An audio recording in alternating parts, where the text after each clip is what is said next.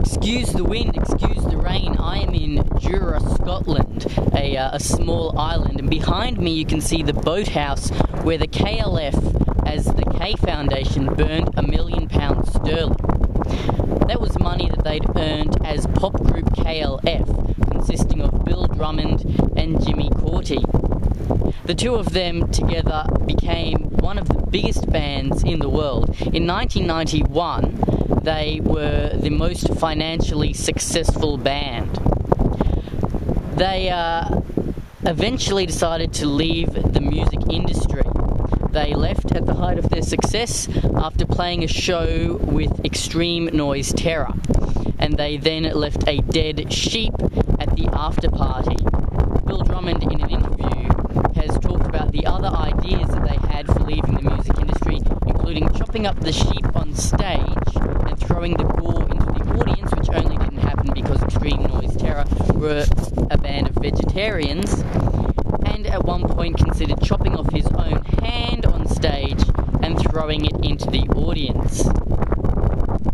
Slightly less audacious, burning £1 million, but not much.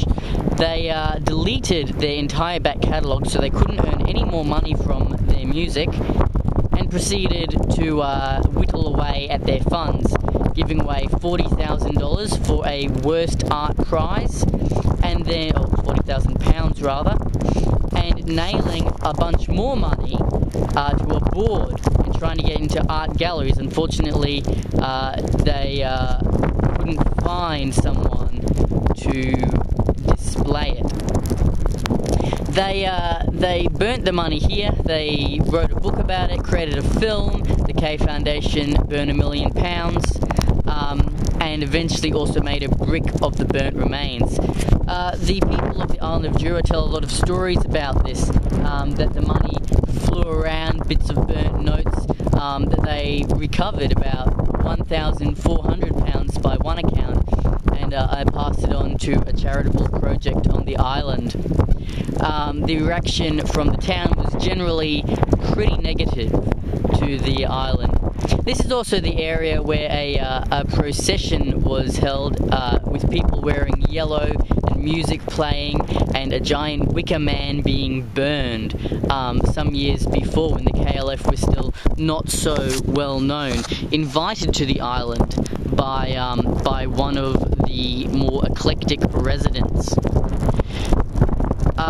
After burning the money, there is a story I've been told that they were escorted off the island by shotgun by a number of the stalkers or pheasant hunters. I believe that story to be made up largely over the years.